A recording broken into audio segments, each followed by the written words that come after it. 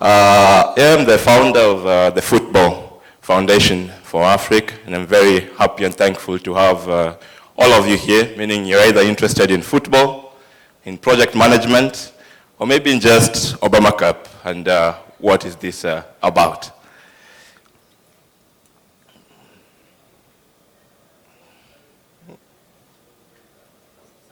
Not working? I'm sorry, I moved away from IT, so I can't really troubleshoot that. I'll explain it.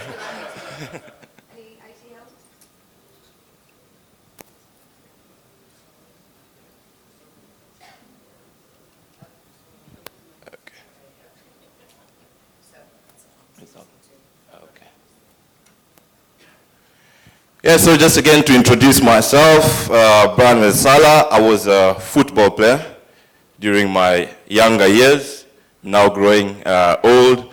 The picture at the top there is actually the, if I can say, the oldest picture of me playing.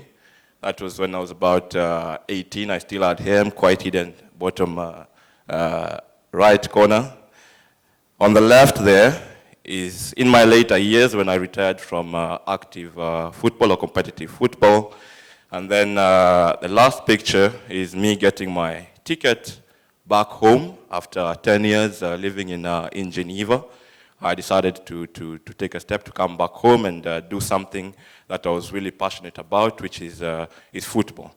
So that's me receiving my professional master in football business to prepare me for the next phase of my career as a person. So that's the outline of my presentation today. We're going to look at the football industry, or the sports industry, then Obama Cup and the journey that we have had so far. Then I'm just going to highlight 3 areas that I think are very important for project managers to come in and see how really we can develop this industry for it to fulfill its potential for our youthful continent. And then I'll just have a short slide presentation on growth areas to watch, and I will conclude at that point. So yeah, the sports industry in brief. And this is why we should be interested in what is happening, especially in football. That's from a 2016 report. It is estimated that the industry is worth over $600 billion. Actually, some estimates go up to $1.3 trillion, but it has not really been confirmed. I suspect the $700 billion lies somewhere in this continent. So the main drivers, of course, in this business are ticket sales, sponsorship, merchandising, broadcasting rights, and now we are seeing a lot when it comes to infrastructure development, especially when you look at where football is really big. That's why it's in Europe, which informed part of my journey. When I was based in Geneva, I looked around and I say, this thing is it's really huge in terms of how they are doing their football there. It's an industry that is actually creating a lot of employment for their young people. And this informed my decision to set up something that could work for Africa as well. A lot of speakers that have come before me have talked about doing things for Africa, really, like borrowing as opposed to copying. So that's what I'm planning to do with the Football Foundation for Africa, of course in collaboration with the other bodies that are doing football in the continent, but also with professional bodies like PMI. How can they really support this industry to grow to where it's supposed to be? Then there are things that are also happening around football, digital transformation. We have had this a lot during this conference. The same is happening in football, and I will touch on that later. Nowadays, there is no conversation that goes without talking about women empowerment and gender equality. I'm really happy to see in the crowd like an almost 50-50 representation of both genders interested in this presentation on football. Then, of course, we have things such as esports. I put italics because I'm not a very firm believer in esports. I think sports should be about movement, not sitting somewhere. But still, this is an industry that is really growing. And It's an industry that's really growing, and we should also watch out for what is happening. So that's the sports industry, but football holds a very special place in this industry. It happens to be the biggest industry. And from those 2015 report, you can see it takes up a huge chunk if you just comparison by the revenues in the industry. And why is this? Football is the world's most popular game. There is nowhere you will go on this globe that you will not find football. When I was touching down into Zanzibar, I came through Zanzibar, I took the opportunity to look outside, and I was basically looking for people playing football. And I was not disappointed. There was a group, small dusty pitch somewhere in Zanzibar. I've never been there before. I was only there for 20 minutes. But sure enough, there were people playing football in Zanzibar. So the interesting thing about football again, especially now when we focus on Africa, see the map here depicts popularity of different sports across the globe. In Africa, football is everywhere. In other continents, it competes with other sports. Basketball, rugby, you can see America, ice hockey. But in Africa, they say football is almost omnipresent. There's nowhere you will go, you will not find people who have come together at any age to enjoy a game in football. But when we look at the popularity of the sport, we look at the size of the industry, and then we go deeper now and see how is this industry really working? Is the development needs really commensurate to the financial prosperity, the economic prosperity of the industry in Africa? And from my observations, I would say no. And that is something I hope we can address. That is something I'm encouraging project managers to come into the industry and help address in building a sustainable model for the African football industry. So we are lagging behind when it comes to development of the sports industry, of the African football industry. In Europe, it's very developed, and now in the United States, India, China, they have realized the potential. That we should really look at the potential this industry holds and try and make it work for us.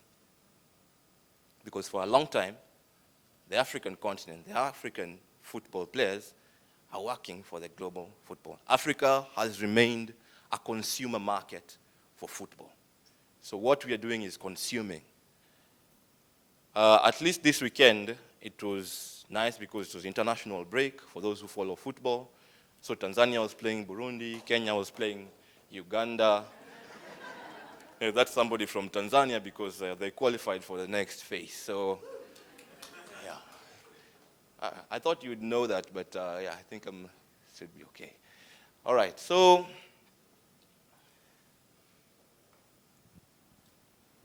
because of this realization, that is where we are with Obama Cup now. And I'll just take this opportunity maybe to tell you a bit of the story behind Obama Cup.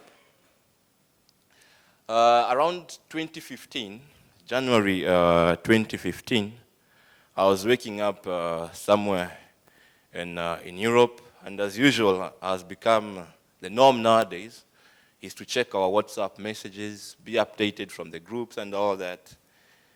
And I saw a message that it took for me a while to digest. The message was, Obama has passed on. So I looked at the message. Of course, in my head, I knew Obama. Like, we all know Barack Obama. And if it was that Obama who had passed on, I was sure I would be getting that news from another channel. But I was getting it from a WhatsApp group. Yeah. So Obama has passed. And it took me a bit waking up and trying to digest this information. I asked, so what happened? Yeah, Obama has died in Dar es Salaam. We are still trying to get more information about what happened. Anyway, Obama was a friend of mine, a teammate, very good. We played together during my time at Strathmore University FC. We were playing at a very good level at the second tier of the Kenyan structure. His real name is Alan Onyango. But if you looked at him, and for those who are from Kenya, the guy really typified Obama in his style and grace. He was a great guy, just like the Obama in the States. That's why we nicknamed him Obama. And Obama had died, and I tried to ask for what had happened and all that. Yeah, there's a lot of stories coming from Dar es Salaam, more mistaken identity. He was gunned down while he was eating in a restaurant in Dar es Salaam. And it didn't really make sense. So just to cut the long story and spare you some of the details, Obama had left Kenya in search of employment in Dar es Salaam. Very few of us knew of his whereabouts as his former teammates in our group. He was not in the WhatsApp group for some reason. But trying to piece together information, yeah, we were informed Obama actually moved to Dar es Salaam. I think a couple years before that, he was struggling to find a job. And yes, he was gunned down in the streets of Dar es Salaam because he had gone into crime. So that's what happened to my friend Obama. Investigations are still out there, so I know some things take time. But that was the reality. That's the reality that I was faced with. This was somebody I played with, somebody I went with to school, a very good, talented player. In fact, our coach used to call him national team material. You know, those exceptional players. But it was kind of difficult to understand. So what happened? Anyway, from just trying to find out, yeah, I thought, yeah, these things happen. Sometimes life can get to desperate points. And for some reason, he made that decision.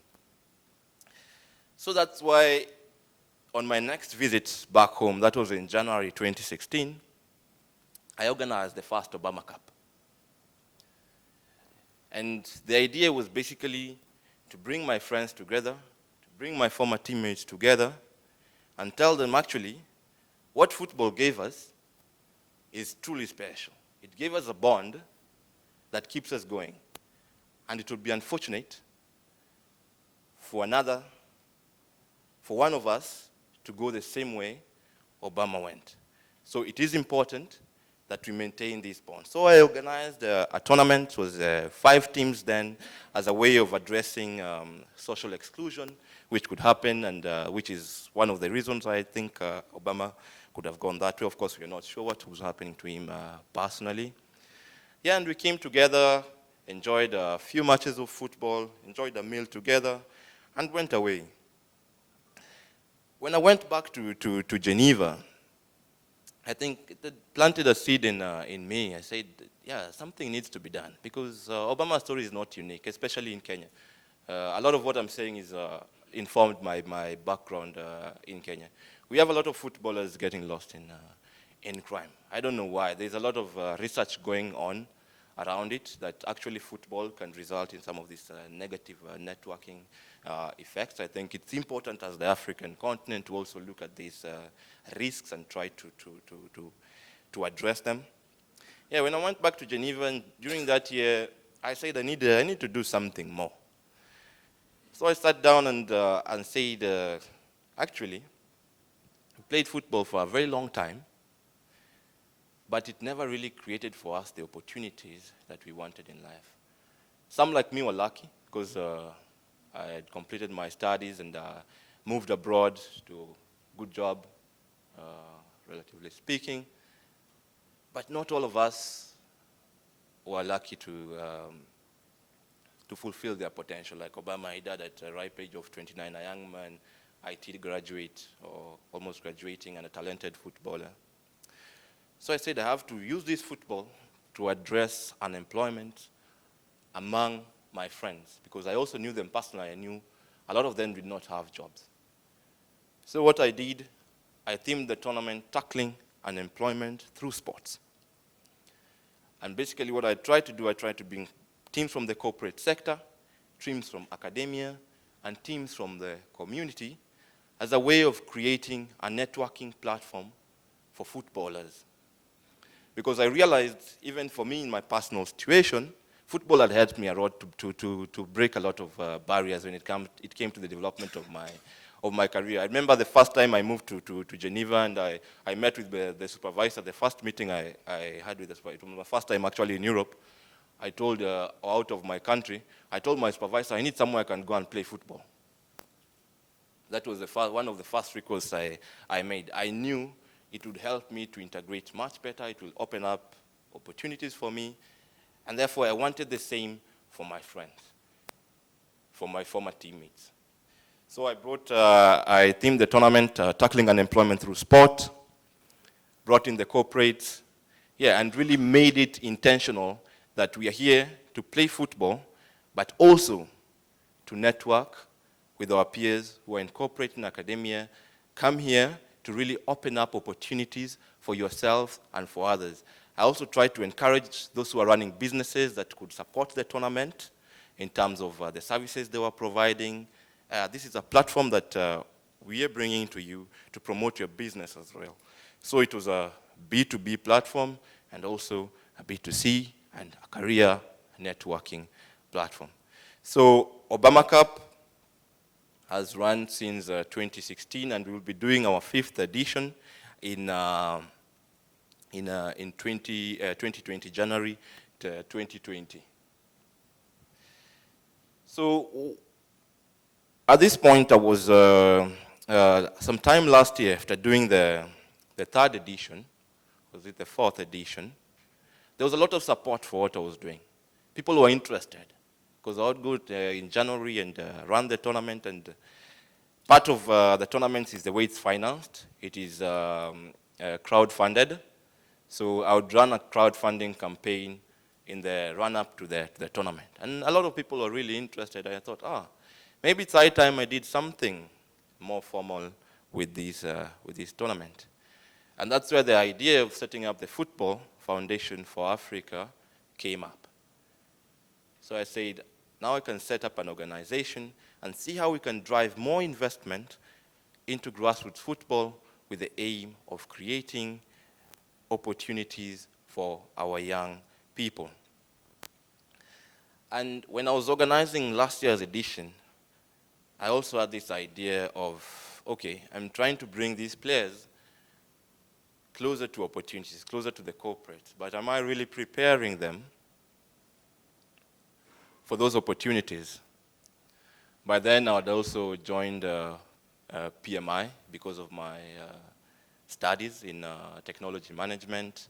I was exploring, and I saw skills and help us to move from point A to B, because project management is what helps us to get things done with minimal resources or limited resources. We are always complaining of lack of resources in sports. The governments are not dedicating enough resources in the development of football and the development of basketball. But as project managers, I believe with the resources that are available, we can be able to create an impact within the industry, and we can be able to empower our youth. From the workshop we ran, we had 20 participants, 4 volunteers, one from Switzerland, of course. We were lucky to have somebody come in and support us, a volunteer for 2 from Kenya, and myself, who at that point I was both a beneficiary of the workshop and, if I can say, a volunteer. I was on both sides trying to bridge the gap between football and project management. So if you see on that slide, the collaboration really was between PMI EF, PMI Kenya chapter, Switzerland chapter, and Strathmore University, where I schooled, where I played my football. But really the invisible force behind these kind of results that you see here on the slide is football. It was the Football Foundation for Africa that made this happen. So we had 2-day workshops. Our tournaments are usually one day, 7 aside. We try to make them as exciting as possible. And as a result of what we did, 5 people are now actively involved in PMI Kenya. 3 of them registered as members of PMI Kenya and now working towards getting their certifications, because they came from a stakeholder company. One of our sponsors was at the tournament, and they were able to benefit from this workshop and thought it fit that they could move this forward. We are hoping to get more footballers to also think about project management as a skill that they can use to develop or to manage their own careers. And at the same time, when they're retired like me, when they stop playing actively, they should be able to come back into the sport and actually contribute to its development. You know what we are having now with footballers globally, the moment they retire, it's usually a very difficult process for them. It was very difficult for me. They say once you stop playing football, your first reaction is to hate the sport, especially if you did not see the benefits that it has brought to you. So usually it is because of this lack of other skills. You know, football, we always define ourselves as footballers, but if you think of it critically, football is just a tool that you have for a very limited duration. Very few of your players can play beyond 35, and that's why we have problems of age cheating, for example, that is very rampant in Africa. If you investigate, really you realize these cases in which project management is not being used, because further afield we have very good examples of people trying to use project management to deliver on this kind of projects. This is Cameroon, as recently as last year. The tournament was also taken away from them because they were literally not ready, and the tournament was taken to Egypt, who had the infrastructure in place. So I'll just take this opportunity to play a short video to highlight other areas and probably talk about them, and we can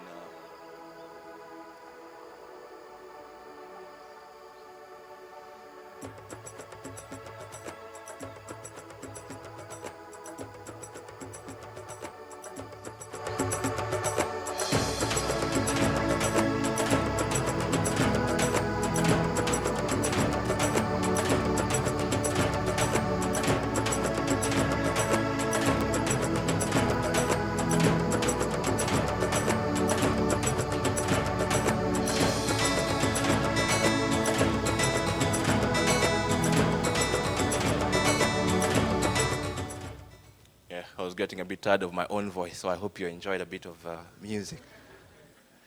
Anyway, so yeah, I just highlighted some areas that could be important, very key, that I think project managers can pay attention, and I will go into just a couple of them maybe. One being women's football. Now there's a lot of resources, pumping in a lot of resources into the development of women's football. You see, with investment in women's football, also projects are there, but we also need to be careful to make sure that these development agenda around women's football really works for Africa. It should not, for example, take the same of a commercialized approach that has happened in men's football to the expense of our players. Another area is digital transformation. It's also happening a lot in football now. Now we have really a lot of data around sports and football. If you open your social media accounts, a lot is going on about football.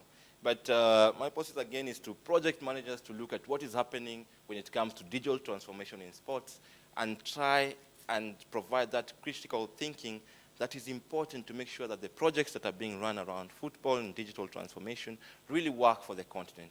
As it happens now, we are fighting in the same platforms as the developed leagues and clubs around the world. You can imagine pitting our Tanzania Premier League or Kenyan Premier League or the Nigerian League against the English Premier League in the English Premier League.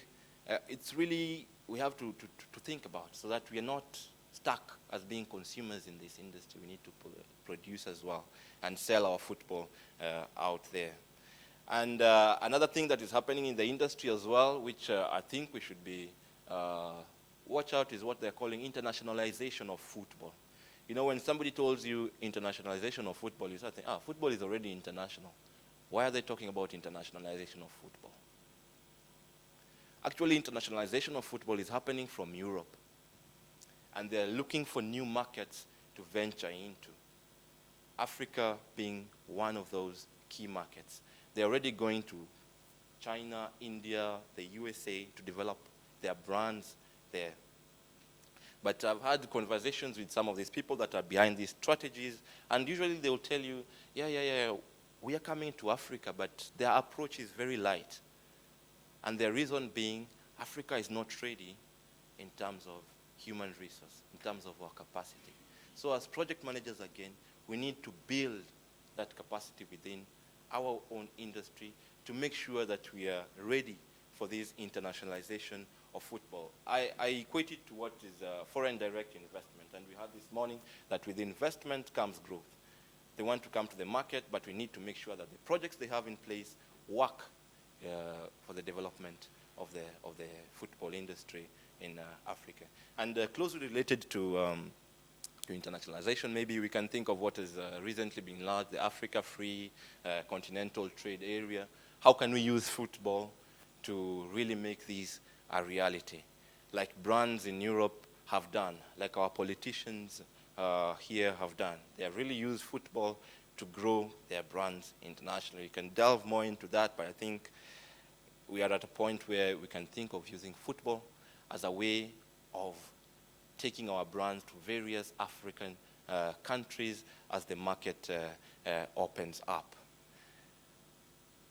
Yeah, so just to conclude, going back to Obama Cup, this slide illustrates the growth that we have had in the last 4 or 5 years, which is in terms of finances, participation, and also attendance by fans, which we managed to collect from Facebook. So the tournament is really growing. And I was also fortunate, or rather had a great opportunity to take this tournament to another African country, which is Botswana. But we took it there as FFA Cup because they don't identify with the Obama Cup as we do. And I'm glad that FFA Cup, which was done last year, has been nominated for the Football Heroes Awards, which will take place in Moscow on Thursday, where we had the privilege of attending. And this really shows that whatever we are doing is really, if I can say, is really positive, and we are getting a lot of traction on the same. And for me here today is just to encourage project managers not to shy away from the football industry. There are people who are willing to transform this industry and make it work for us, make it work for our young people, and deliver a sustainable business model for the football industry in Africa. So, thank you.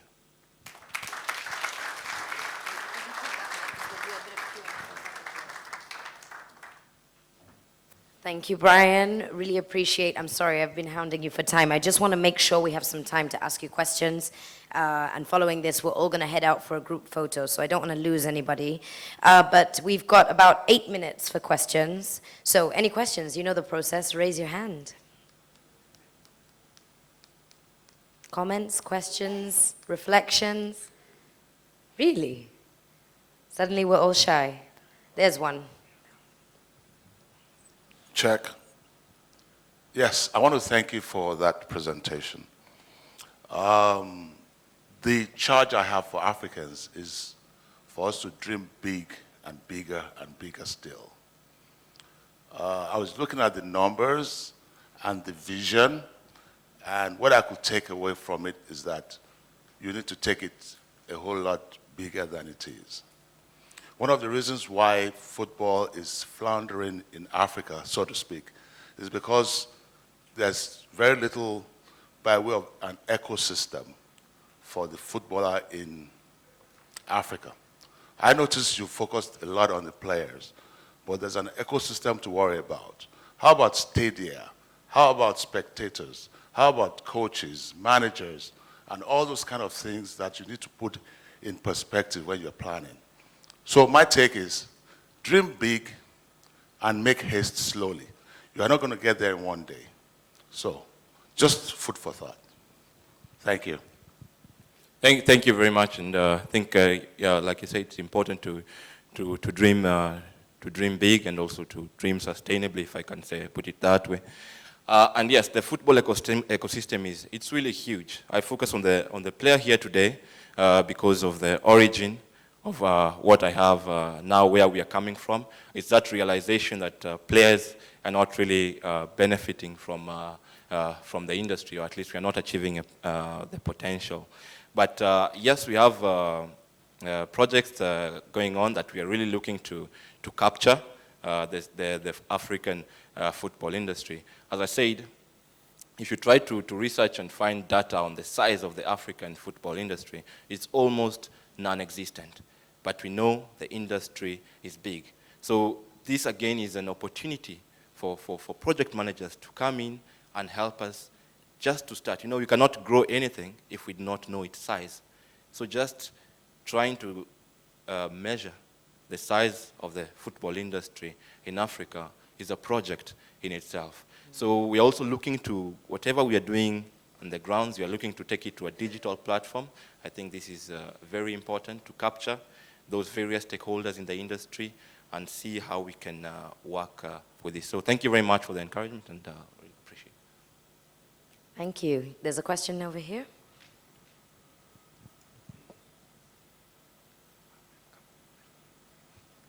So thank you so much, Brian, for the good presentation. My name is Hospita from Kenya, and